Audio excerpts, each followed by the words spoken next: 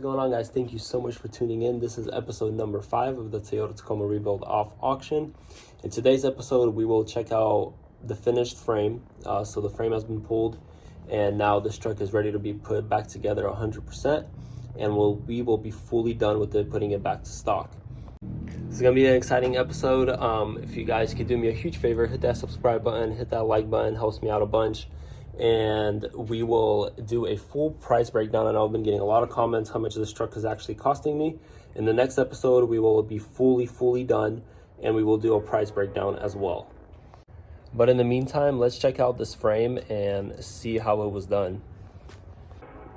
So I already took everything off. Everything was nice and neat-ish, but we have to do a couple more things, like replace this reinforcement bar, and then make sure all the clips and sensors are right where they belong, because I am getting some codes with the radar cruise control and with the steering angle sensor that I'm still trying to figure out.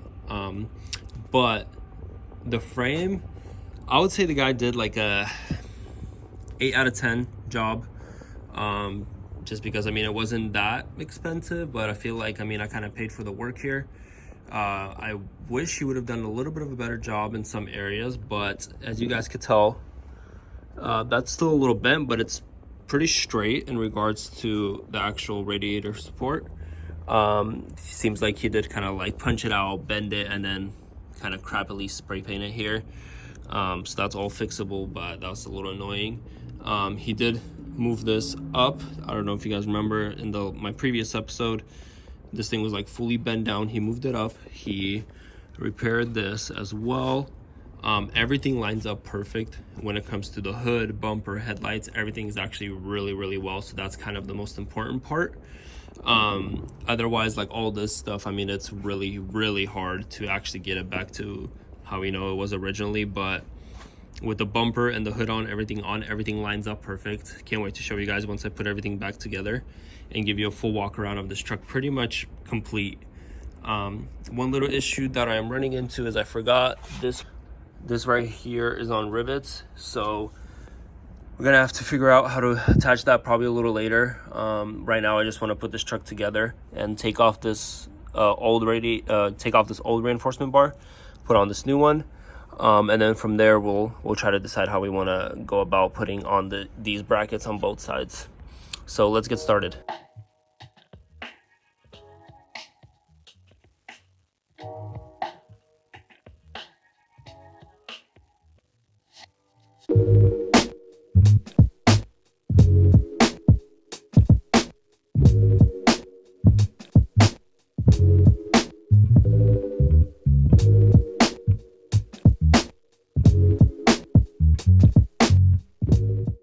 Alright, so we got a cheap little rivet gun here from Harbor Freight, and it came with some rivets as well. I already did one piece. Now I'm just going to do the rest, and we're going to put this reinforcement bar right back on.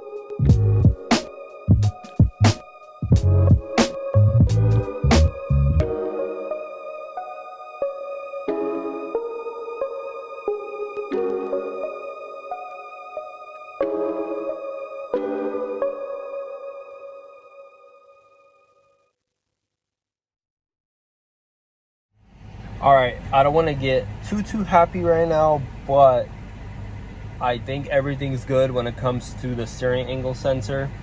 I went through 2.5 clock springs. I had to take some angle sensors off, and then I just decided, you know what, I'm gonna go get another one from a different dismantler, and I went ahead and got another clock spring, full assembly, and everything is happening that didn't happen before. The lights are off right away. All the lights are off. I'll show you guys on the dash right here. No lights, nothing. Okay. I got a little skeptical because last time I replaced the clock spring, I started driving and everything came right back on. So, with that being said, I was like, okay, like, we'll see what happens. Then I went ahead and I have my OBD scanner here. And last time I was checking the steering angle sensor, it was at a very high number and it wouldn't move at all, which means the steering angle sensor was bad or there was some kind of miscommunication there. Right now, it's at 0, the wheel is straight, and we got play. This did not happen before. So, I'm super stoked. I hope everything's great. I'm gonna give this car a little bit of a drive and go from there. All right, so I think we finally fixed all our lights. I had to go through a couple clock springs, and finally got another one from a dismantler, and everything seems fine. I've been driving the truck for a little bit now. No lights are coming on. Everything seems great. I'm super excited because that was like my biggest, I don't know, concern, I guess, and I really didn't want to go to like a mechanic to get it calibrated, and so far so good. I'm pretty stoked.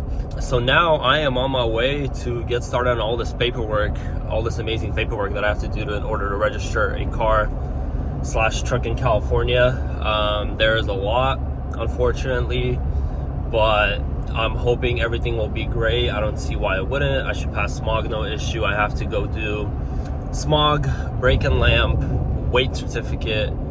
I need to go refill my AC as well because I took off the condenser, so I need that refilled. Also need to go and do alignment. So I got all that planned out for today. But I thought I'll take you guys along with me, show you the experience here in California of registering a salvage car. And it's a little bit of a hassle, but you gotta do what you gotta do. And I'll keep you guys updated. By the way, the truck drives awesome. I'm just cruising right now. I'm gonna try to test out all the functions, like the cruise control. Seems like make sure everything works because I had a bunch of lights on from the collision, and so I'll make sure everything works, functions properly.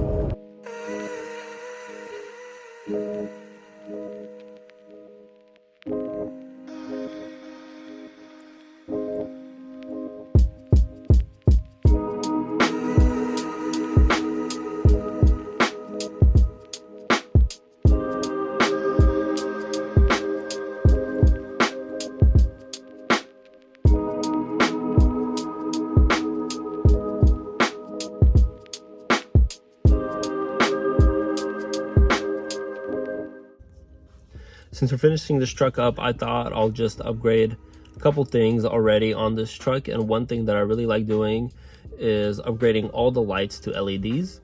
And one thing that's weird is that with these Tacomas, even though it came with some nice headlights, some nice side marker lights, they do not come with LEDs on the inside.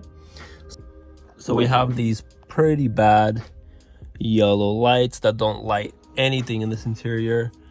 The dome light, the map light is just terrible. So we need to change that. So as you guys could tell, literally not lighting anything up. This is just my garage lighting, and that's doing nothing. So whenever upgrading LEDs, there is one company that I always use and I really recommend, and that is LASFIT lighting. Their LEDs are awesome. Let me show you what we got here, guys. So we got a bunch of little LEDs to upgrade. We got some interior, we got some exterior. They all come with 1-year warranty, super affordable. And if you guys want to get them even more affordable, you could use the word traction and you'll get yourself a discount at LASFIT.com. I'll also put all the links in the description of all the lights that I'm using and what I'm upgrading. That way you guys have easy access to that as well. So let's get started and brighten up the interior of the truck.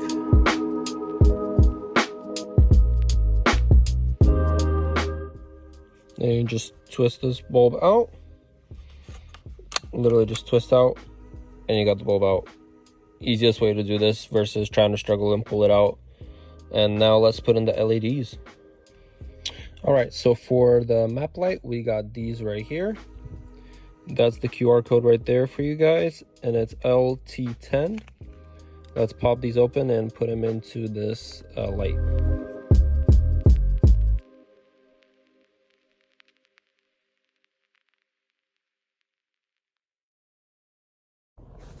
Now that's bright. That is so nice. Look at that. Thanks, LASFIT. Huge difference. Now let's do the rest of the truck. Now let's fix that. Look at that. That's how it was pretty much. And now it's that. Beautiful. All right, now let's pop out this dome light. Same thing here, just get a pry bar in here and then pry this open and toss it all over your car. All right, now I don't want to touch that, so I'm gonna close the doors and pull that out and let it cool down a little bit before I do that. For the dome light, we got these right here, even a spare one as well. So the QR code is right here, and that's L31mm for the dome light back there. And bam, we changed this one. Super nice and bright in here now, with both front and back. So much better. Look at that.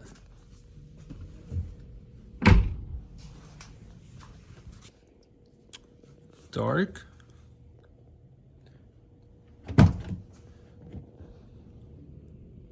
Nice and bright. Beautiful.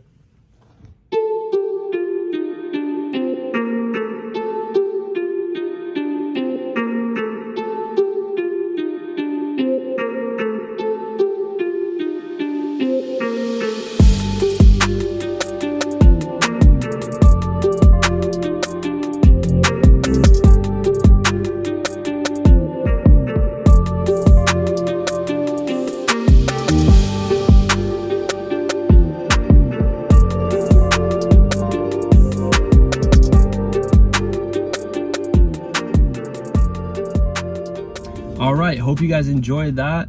I had such a fun time building this truck and rebuilding it. There was a couple things that came on the way that were a little frustrating, but we got through it. I will do a full price breakdown of how much everything cost me and how much the truck cost me, every part, every service. That will be in the next video, so keep an eye out on that. That will go live sometime next week. That will be the final episode of actually rebuilding this truck, and then we're gonna continue into the aftermarket world and start doing a lot of fun things. There is one last thing with the registration process here in California that I have to do, which is called CHP inspection, where a CHP officer has to verify the VIN and every single part that was replaced on this truck. Perks of living in California, but we have to get it done. I also have to take off this tint because it's super dark. It may not seem like it on camera, but it's very dark and it's not legal here, unfortunately. But I have no worries in regards to CHP. I know everything will get taken care of. I have all the parts, I have all the receipts, so we'll get that passed, and then I will get plates, and this truck will be fully done. But once again, thank you guys so much for watching. I really appreciate you tuning in. Don't forget to hit that subscribe button. We're not done with this truck. We're not done with other builds. We still got plenty of more to come. We got more Type R content coming soon, and I hope to do another build sometime this year as well from auction. If you guys are interested in that, let me know in the comments down below. If you enjoyed this rebuild series, if you would like to see me do more of these, I would really appreciate it. But once again, guys, thank you so much for watching. We'll see you in the next one.